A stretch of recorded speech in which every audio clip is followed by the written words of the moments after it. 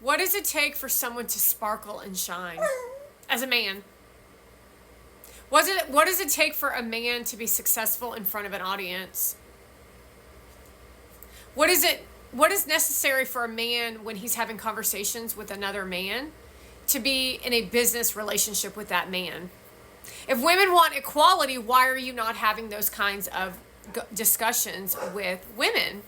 Why is it that men always give the women, especially if they're attractive, the upper hand or a extra oomph toward their career based on how they look, based on their titty size, based on their outfit, their hair, and their makeup? And don't forget the sweet, soft tones of a woman pretending to be sophisticated or whining and complaining, which you think is really someone out to learn. Don't forget about their following base, taking a look at what they have in their following base to see if that's actually what you want on your side. Apparently, Gary Vee wants a prostitute Persian with a bunch of Persians from the Middle East in his back pocket. Meanwhile, they never hold these women or men, these women specifically, up to the level of what it takes to run a business. They just say, oh, well, because you're playing video games, then, well, I guess we'll make you go viral because you have lots of followers. So you have no education, you sat in front of a television, you played video games, now everybody's watching it, and now they're going to, this is how irrehensible and how disgusting corporate America is. Because instead of doing right by their customer and working hard to make millions of dollars, of which they're already making, because they're worried about competition, they sell out the American people by supporting a dude who plays Fortnite in front of the camera to teach people how to be violent, more violent.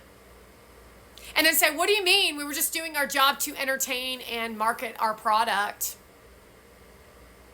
What do you mean? What do I mean? You are responsible because you are being seen by billions of people across the globe. And I don't want to see Dove body wash in the hands of Addie McCracken or anyone else like Addie McCracken, especially when the conversation used to be, love yourself.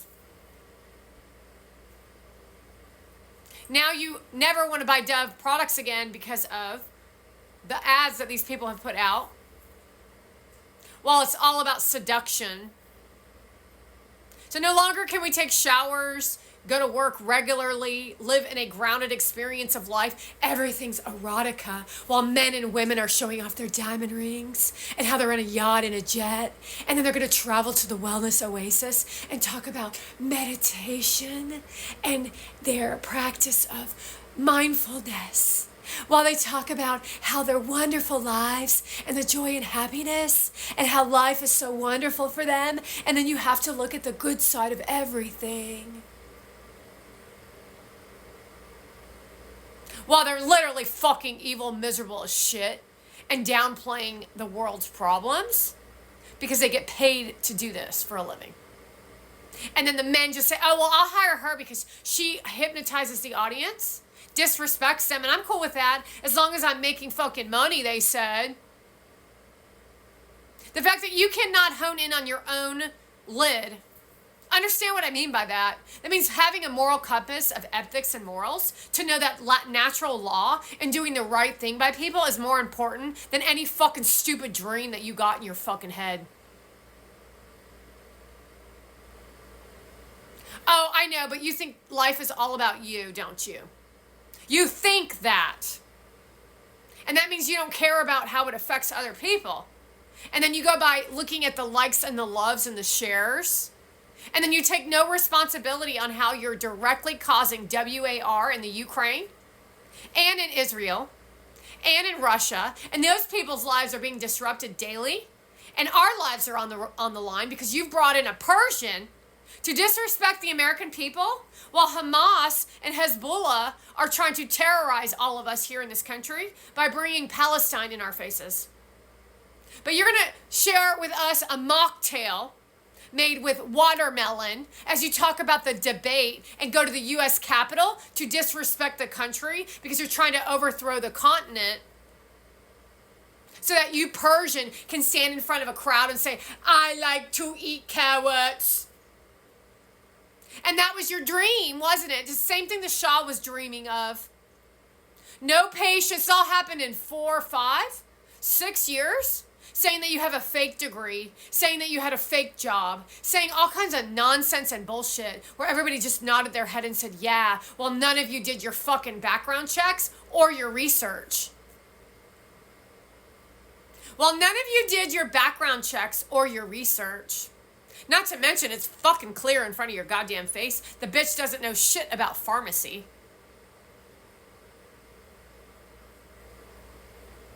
She didn't know shit about pharmacy. She didn't say one word about medicine, about healthcare, about actual functional medicine. Because functional medicine isn't based off apothecary work.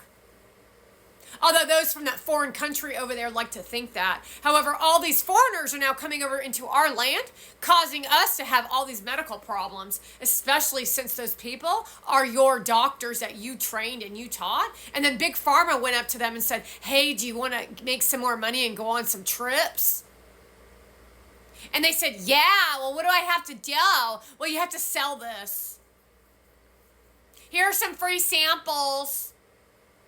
You'll get to speak to this hot girl every week and she'll flirt with you and shit. And she'll call herself a rep and then she'll learn a script. Well, we got influencers like the Kardashians selling it also for you. So don't worry about that. We'll make lots of commercials. Then we've got the government saying that all these things need to be regulated. And then they say no more government control. I'm sorry, but I'm having a hard time finding where there's any form of control, except for those of us who are the innocent. While everybody's partying it up, watching the Eat Clean Friendsgiving with Joe Biden, holding a Palestinian book, while everyone says, wow, what an intelligent man, he's holding a book. Meanwhile, Mona Van is sitting in her house saying, I like to journal and I'm grateful for God. Well, I'm going to tell you right now, that's not a God that anyone wants to be a part of. God doesn't want you to do what you've done to me or anyone. So that's not God, that's the devil in disguise. But you, in your dirty mind, think that everybody is supposed to bow down to you because of your diamond ring and your following group and the community you hang out with. But don't worry, folks. There's all sorts of other people behaving and thinking and talking just like them. And Gary Vaynerchuk's over there fueling this shit by giving her brand deal after brand deal after brand deal after brand deal. And even taking her to CNSBC, where she stands on the side of the room. He looks over at her longingly and says, Mona and Dustin, in her Dior outfit of $8,000, where he says, humble. And you as audience don't say anything about it, which means that we can't trust the Constitution. We can't trust none of you motherfuckers. So you have set us back a trajectory of hundreds of years so this small group of Democrats could destroy the country. And you all just stood there and let it happen as I was yelling at the top of my fucking lungs to tell you what they were doing. Yet there she fucking goes. Another fucking event with your motherfucking ass while you stand there with a bitch ass smile on your fucking face. Wow, Gary, look at how intelligent you are, selling and selling and selling and selling. Yeah, right, you old fuck. He wants Kamala Harris, her 1.5 billion Mona Van. You're not in politics, bitch. She thinks she's Kamala Harris.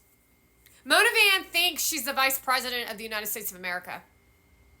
She tells herself she's the vice president. How does that make you feel, Gary V? That she thinks she's the vice president of the United States of America? And that you're the president. And that you own VeeFriends and that she's ownership of VeeFriends also. That's what they all say to themselves who own that stupid fucking NFT. While you just stand there and you allow that shit. And that's your fucking dream? I guess you better be careful what you fucking wish for, don't ya?